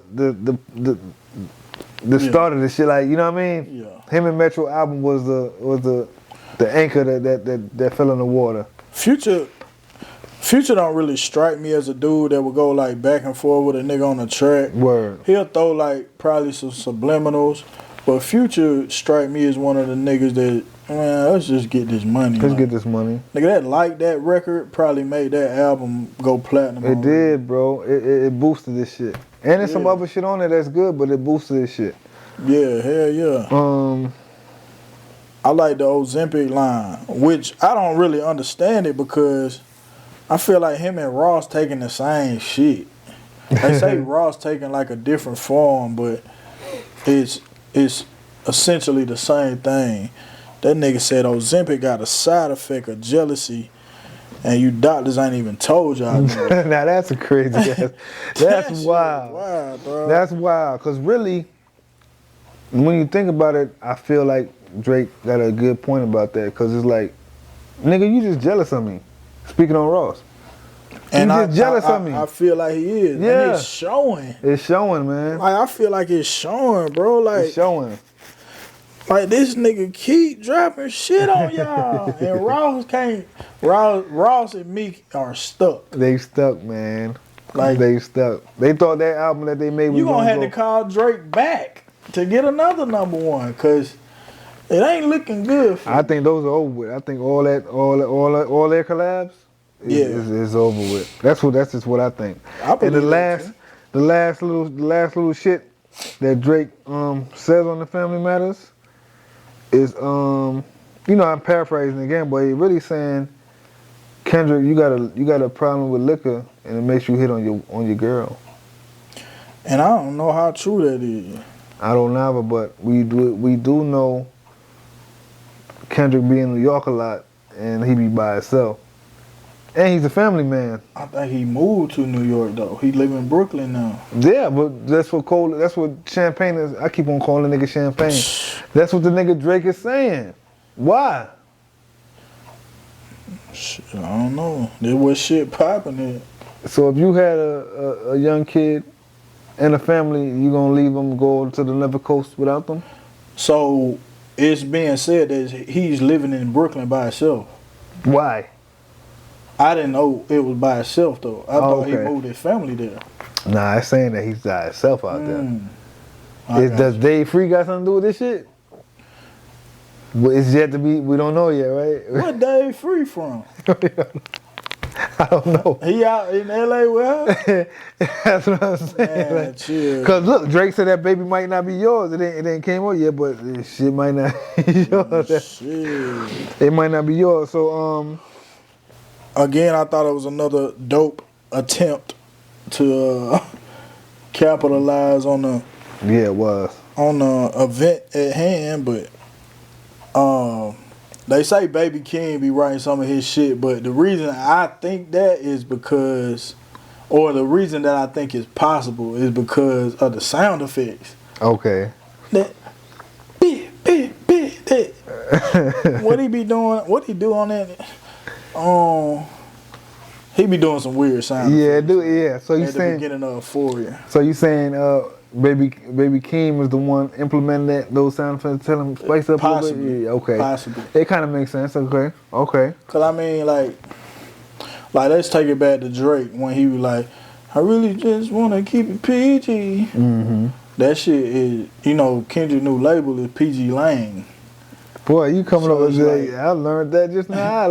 And that's what Baby King signed to, I believe. Okay. So yeah, man, that shit all coming full circle. It is. It is. Now feeding off of the family matters, right? Mm-hmm. Shit get real personal. See, the Family Matters track, if you listen to it, Drake is throwing personal shots. Talking about his girl getting hit. Mm-hmm. We talking about Kendrick girl getting hit. Talking about you know what I'm saying, Dave Free getting up in his girl. Might not be your son. One of them kids might not be yours. Mm-hmm. Kendrick hearing all this shit. Yeah. So he drops Meet the Grams. Super personal shit. This guy writes a letter to Drake's mom, dad, son, and even Aubrey herself. And he does it in a calm setting where you could hear what he's saying. Yeah. You feel me? And a possible daughter. And a possible daughter. Yeah, and a possible daughter. Yeah. So, his approach to it is crazy. Like, I think he kind of took the AI approach that Drake did and flipped it to like, this your family. Your fucking son is disappointed in you, nigga. Yeah. This nigga. Yeah. Your dad is disappointed in you. Your dad is an evil man. You know what I'm saying? That nigga said your dad is an evil man. Man, that shit crazy. Like, you don't deserve the type of life that you're gonna endure. Yep. Like, he got on a first name basis with Drake's mom and wrote a letter to her saying, "Do you know what your son is doing out here with these females? I know you're embarrassed about that." Right. This shit is crazy now. And to sum it all the way up, just on my end, he really said, man, you lied about a lot of shit. You lied about your surgery, you lied about having ghostwriters, and you lied about having a son. Right. What more? He's really telling your fans. Kendrick is really pointing out to Drake's fans, like, yo, your favorite artist is a liar. Right. Exactly. Like, he's belittling this man in every way possible. Mm-hmm. He's questioning his manhood. He's questioning his leadership. Yes. Like, your kid, like, you don't need to look up to your dad as a leader because he's not a real man. And he told his son, don't worry about it. Now, this is super disrespectful. Just relax. Listen to this shit when you turn 18. Maybe you'll get it then. I love the way he ended that verse. Boy, that's wild. That is wild. For him to do that shit when he 18 is gonna be classic. That is wild. You feel me? You got anything to say about Meet the Grams? Before I get into my favorite track about this shit So all together? Meet the Grams, I think, was produced by Alchemist, right? Okay, yeah. Now we can get into the production. And I'm glad you tapped into that because Alchemist got Meet the Grams. Drake, who did Drake had a producer on his shit too. Drake had on one of them tracks he made, he had a big producer on it. Was Damn, it Boy I missed Wonder? it. I missed it. I feel like it was Boy Wonder. I seen that shit. I didn't put it in my notations, but I thought about it when you said that shit. Now these producers are getting into the mix too. Yeah. And it might affect them moving forward. Yeah. But shout out to Alchemist because I'm sure Kendrick reached out to him for that. It wasn't the opposite. It wasn't the other way around. Yeah. You know what I'm saying? Yeah. But yeah. And that just leads to the next producer being used for the next track. Yeah. Not Like Us.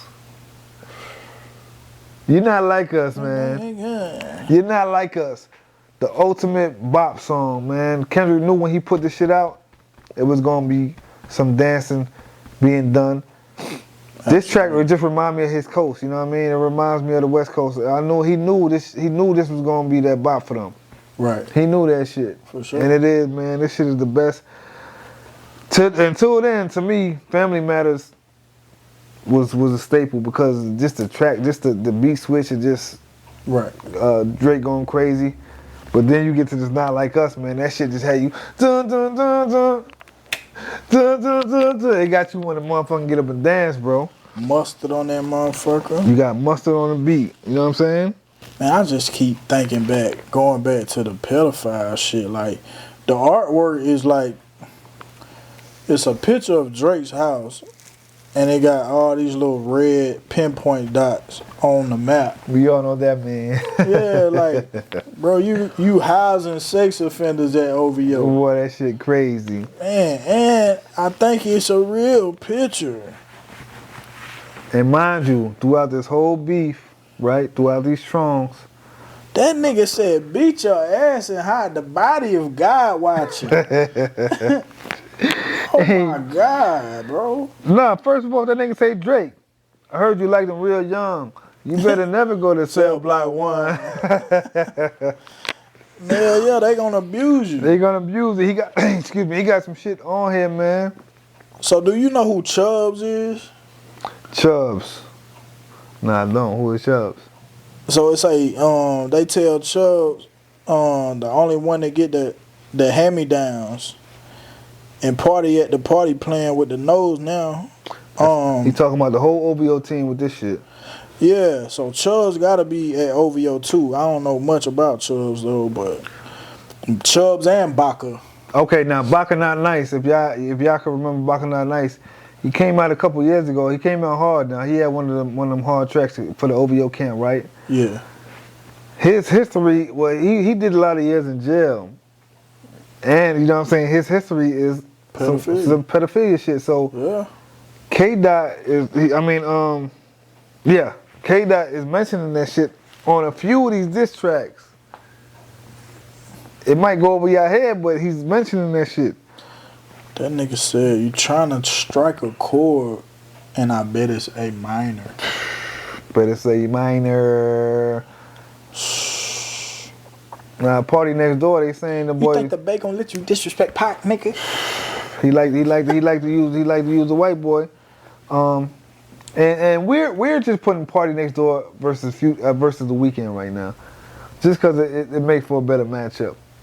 Because obviously the Weeknd is fucking with Future and Kendrick. I mean, Yeah. that's just how it's playing out.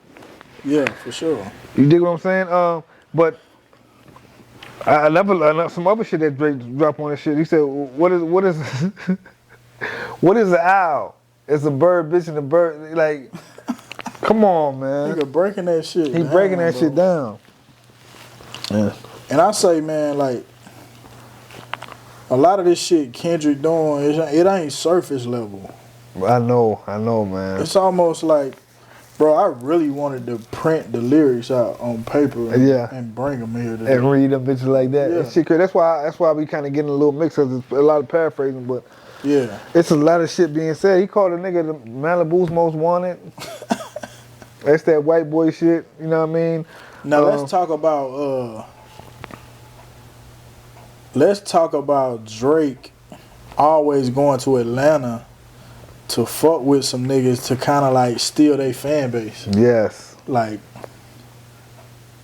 nigga, you done did that shit with Savage, Lil Baby, Future. Y'all got like two albums together, huh? 2 Chainz. 2 Chainz. Come on now. I feel like you did that shit. Not even with just Atlanta, bro. You doing that shit with Sexy Red. You doing that shit with did that shit with The Game. Yep. When they dropped that 100 song. Yep. And now, like, you even doing this shit with interviews, like. It's crazy, man. And You just doing think this shit about with it. Yachty. You doing the shit with the white chick that interviewed him. Just making face calls with anybody. Yeah, like, I don't know, bro. We get into more even deeper information that we didn't know that I know you guys didn't know. The man says you fucked on Wayne girl while he was locked up, came out and got a tattoo of the nigga. You got the neck tattoo of the nigga, and you fucked on his girl while he was locked up. Now you want to apologize and shit. The apology is the Wayne tattoo. told that nigga, keep moving how you moving, nigga. You know what I mean? How crazy? That ain't crazy because it's 2 parts to that. You know what I mean? It ain't like he took it from the girl. She had to open up. But it's like, damn, you supposed to be my G. All these other girls in the world, you wanna sour milk ass nigga, man. The nigga K-Dot, like Pop was saying about the Atlanta shit, he gave us a little educational tool too. You know what I'm saying? Atlanta niggas was the first ones building up the roadways, building up the railroads, building up the, you know, we talking about black Atlanta. Yeah. Building shit up. So Drake, you wanna come feed off of that. That's basically what he was saying. Right. He always had a thing for Atlanta though, even early on with the Houston, Atlanta, Vegas shit. Yeah. Glad you wanna, popped that out. The nigga wanna be from here. Word. Freaky ass nigga, you a 69 god. Freaky ass nigga, you a 69 god. Freaky ass nigga, you. Let me hear you say OVO. That shit. Say OVO. I mean, it's just that's just the antics we was talking about, just the energy. That nigga said OVO, other vaginal option. Hey, the man going crazy, man. Man. But for real, that Not Like Us, that's one of them joints that I hope K-Dot make a video too, because that's one of them that's gonna move the crowd. Just like Family Matters moved the crowd. The video did too. Yeah. You feel? So K-Dot, we need that visual, man. Absolutely, man. Like I brought up before that track, the DJs is really playing in tune with it too. Alchemist, you know, he played in tune with it. And Mustard, the Not Like Us, is the Mustard, DJ Mustard. That's what I wanted to say. Drake, he has, I don't know what record it was, but he got support from Who Kid. Okay. He got some support from Who Kid on one of these records. Okay. That's what I want to mention. Yeah. So the DJs is starting to evolve to that. Yeah. That might start a whole nother sparring situation. We don't know yet. Yeah. But shout out to Mustard, because this shit right here, the Not Like Us shit, it got me wanting to do that shit. You feel what I'm saying? It got me wanting to crip walk like I know how to sea walk and shit. But just moving on from that, we have the latest track that's been dropped to our attention, and it's the Hard Part 6. It's Drake with the Hard Part 6. The beat is good. It starts off with a sample too.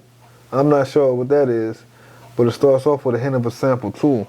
But he's on his calm flow shit, like he got something to say, and it's like it's feeling like it's the last one from Drizzy. It's feeling like that. We don't know. Like yeah. You know what I'm saying? Well, he starts off with the 1090 Jake. He would have had this info. If I was a pedophile, 1090 Jake would have been told you about it.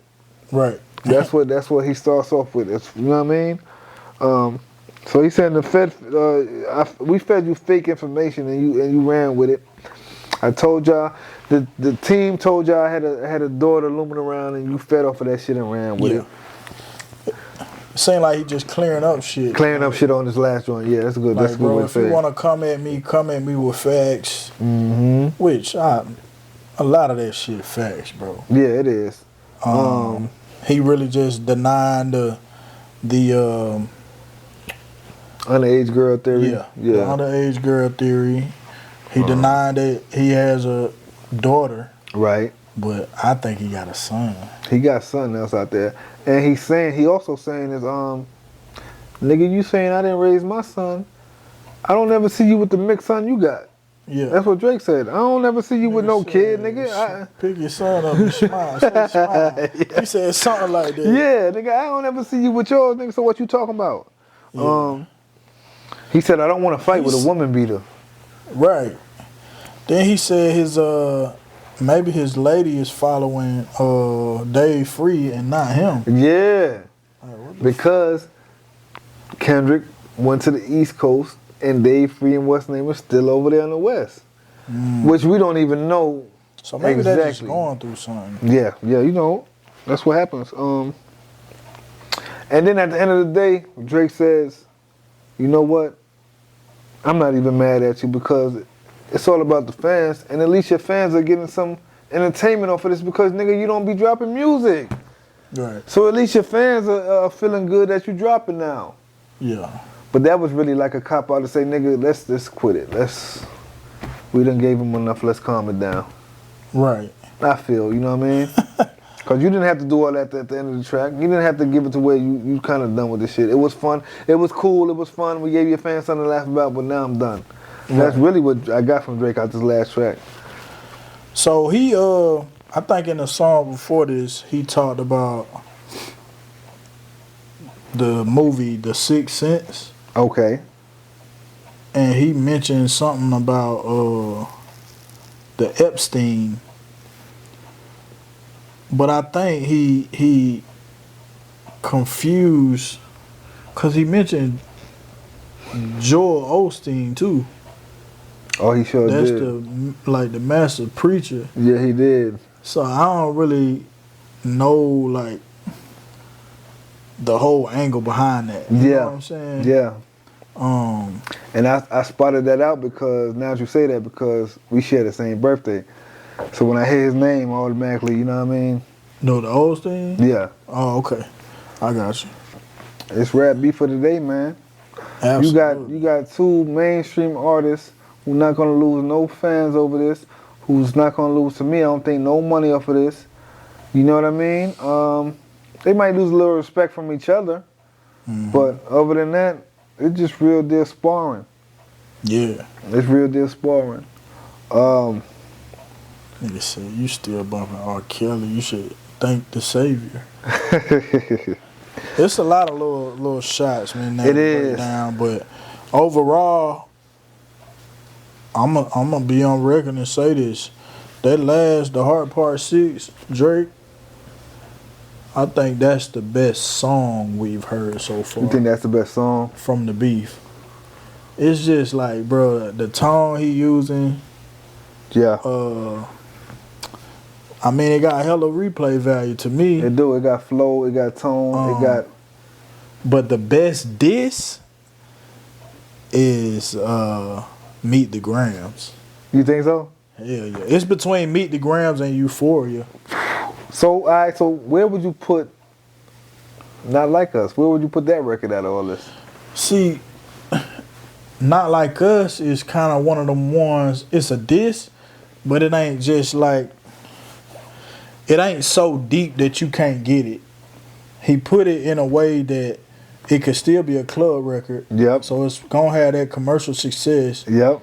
But it's some shit in there. So how was that not ranked one of the best tracks? It's club. I'm just going by like sonically and like my personal taste. Okay. Okay. Like I just prefer them other two over that. Okay. Now, for me,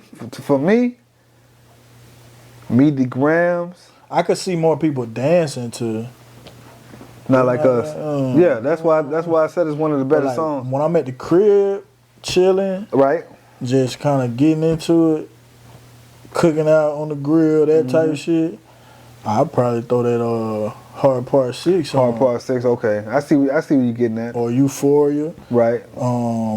Meet the Ground seems like it's more like it ain't really for a setting. It's not. It's like I'm trying to study something. Right. You Right. know what I'm saying? It is. It is. It is. To me, I gotta give more praise to Not Like Us, man, because the replay value, like you were saying, we could play it in the clubs. I could play that shit at home. I could play that shit when niggas is playing cards. I could play that shit and shooting dice. You could play that shit. Yeah. You know what I'm saying? Yeah. Now, Family Matters, I wish I could take the 2 last beat switches and make that a track. Yeah. Make that a record. Yeah. That'll be some shit I could listen to all day too. Well, part of me think he should have left the beginning of the, like the continuation of the push-ups. He should have just left that whole beat out. Yeah, I feel like that too. Fresh, yeah. I feel like that too. Maybe he didn't think of that until, you know what I'm saying? Right. Till he ended up doing it. And we can't forget about Like That, because that shit right there, it hits hard too. Maybe we To be honest, that's probably the best. That's song. probably the best song. It's but just not a full diss. there you go. It's not a full diss and it's not a full Kendrick song. It has Future. Future has 2 verses on that shit. Yeah. You feel me? So, but as far as the song, it was no better song to lead off this whole shit than that. Yeah. It came out the blue. It has a what's the name? A sample on it. It's just dope. The horns, as soon as it plays, it's just jumping right into that shit. This shit, it's a masterpiece. But yeah, that's beef, man. And what I want to say, I think this goes for me and Pop. We wish no harm to nobody who's in this beef. We wish no bad ill. You know what I'm saying? Y'all keep it on wax. Y'all keep it entertaining, and because it's just for the culture. Right. You know what I'm saying? Another thing that y'all gotta watch out for is the higher ups. Call them whatever you want to call them. I call them the higher ups because this is how shit goes. You got artists like Sexy Red. Do you think? And I'm not throwing shade to her. I don't know personally, and I ain't got nothing against her music, but that was intentional for her to come out. Yeah. Listen to what she rapping about. Asshole, brown, pussy pink, all that shit. Little kids. This is what the higher ups, they throwing shit out there like They playing They these playing little this kid shit. parties. Man, They look at love that. shit. Think about that shit. Yeah. Your kids listen to that without grown-ups around, right? They listen to it. It was a pregnant lady parading around, twerking, making music, and they pushing that. Yeah, and shot the video in the hospital. And you think this wasn't planned? You think that they didn't see this coming when they seen, you know what I mean? They pushing her to do shit like that. It's not just her. Let's take another artist, Lil Nas X. Oh my God. That's an industry plant. That boy just said he fainting for dick. Man, yo, that shit blew me when I first heard that shit. But listen, He said, nigga, I'm fainting for dick. And I was in middle school sending all my friends my pics. this shit is crazy, ain't it? But you got to think about it. You were doing what? What's the boy name? What's his name? Nas X. You think he came up with that name? Or he put the X on there for nasty shit? This motherfucker didn't come up with that name at all. The industry gave him that name. They said, who the fuck is one of the most famous rappers out here? Nas. Put an X on there. They said Nas. They said, man, your name gotta be, you know what I'm saying? They doing it. Fucking my dog algorithm up. I'm telling you, man, they planted it like this. They said, nah, make a name where it's gonna stand out to where it's whatever. And they came up with that, Lil Nas X shit. They came up with his character. They came up with I said that to say this, man. Just be mindful of what we listening to and how we moving. This is entertaining. Yeah, it surely is. but don't let it be more than that. You know what I'm saying? Right. Use it for what it is. And if you parents out there, you got young kids, be more, listen, study what they doing, study what they listening to. You know, it's parentally advised for a reason. Like, there's no way in nothing, I only want to say that a word, but there's no way that 10 or 11, 12-year-old girls should be like in a party setting by themselves listening to Sexy Red and shit like that. Right. There's no way it should be happening like that. But to piggyback off what you saying, and I want to speak about black people, right? Especially black women. We think that shit cool. It's sad that we think that. Like, let's say you my daughter, right? Hey, you know this hair super fat. Do your thing. Show them again. Show them again. I was just like, man, this ain't right. It ain't right, man. They got motherfuckers brainwashed out here for real. And then I don't even want to get into her music like that because I be overcritical on shit like the shit ain't even mixed good. Like she recorded this shit on the cell phone, man. Like she just recorded and put it out. How back in the day we used to dub our verses. Yeah. Like record that shit twice. Yeah. The exact same way. Nigga, nobody do that shit no more. She dub her shit. That's how you could tell, man. I had to throw that shit out there because this is what they doing. Right. This is what they doing, and we letting it happen. We letting this shit happen. You feel what I'm saying? We letting it happen, man. I heard somebody say, maybe like earlier in the week, they was basically like, shit, I don't even know if I'll let my child have a cell phone or be like on social media until probably high school. It's hard trying to block it out though. It is, because all their friends doing boom, they going to public school. Yeah, getting bullied now if you ain't got no phone. Yeah, you damn near getting bullied if you ain't got an iPhone. Right. But it's like, look, for real, it's like you going to public school. Say you trying to outlaw your kids from having this or that, right? You going to public schools where they're around all that. You think they're not going? Come on, man. You think they're not going to be on social media? You think they're not going? Yeah. It's the world. If not, they friends showing it to them. Exactly. What you got to do is you have to be more involved. When they come home, ask them. Talk to your kids. Talk to your kids. Ask questions. Like, what y'all learn today? Boom. What you and your friends talk about today? Yeah. Like, and that'll help you build more trust with them. Exactly. And they'll feel like they can tell you anything. Exactly. But like, you'll get to a point, man, like, they look at you as a parent, so they don't want to tell you, like, they know you the disciplinary, so they not gonna want to tell you, like, if they know they done got into some shit or did some shit that could possibly get them in trouble, they not gonna tell you. Right. Unless you got that line of communication. That line of communication, and it starts. I mean, that line, you have to start it, cause once it starts, it gets easier for them. Right. Once you start asking kids questions as they come in every day, they're prepared, and they're gonna know. Okay, my parents are gonna ask me this. You dig what I'm saying?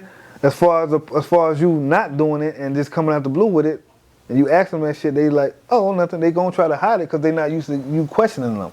Right. And then you got parents out there who's motherfucking, they got their own movie going too. They could care less what their kids doing. Oh, right. The teachers got them, the school got them. Nah, you have to have them in these day and ages. Right. If not, they gonna be 16 years old with a fucking bra and panty set with tattoos, piercings, talking about their booty hole brown and shit. That's just how it happens, man. That's fact. That's fact. But you know, we gotta do more kissing the loved ones and hugging the babies for real, cause it matters. And they probably gonna have a few babies themselves. And early. And y'all thinking it's cute. I was so disturbed 16. When I seen a video of 3 or 4 young girls at McDonald's. Somebody had a speaker in there, they playing Sexy Red, and they motherfucking 7, 8-year-old twerking on the damn in McDonald's and I heard chuckling from parents. That's what I'm telling you. I could never. And they probably video recorded. Yeah, it's sad, man. It's sad. Otherwise, how did you see the video? You know what I'm saying? Somebody recorded that They shit. putting that shit out there. Oh, I'm finna get some views out of this shit. It's crazy. And I look, and we just speculating. We don't know personally, but I wouldn't be surprised if they gave Sexy Red 10,000 and say, hey, get pregnant and make sure you keep the baby. And it might be Drake, baby. He acting like it, ain't he? Might be Drake. But yeah, man, it's always fun wrapping up with my boy Pop. We come at you with music, sports, and entertainment. You know what I'm saying?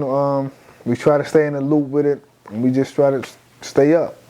Absolutely. Give y'all a different mindset to look forward to. For sure. Get in the comments, ask questions, tell us what we could do better next time. Tell us what y'all want to hear from us. You know what I mean? For sure. It's definitely back. Absolutely, man.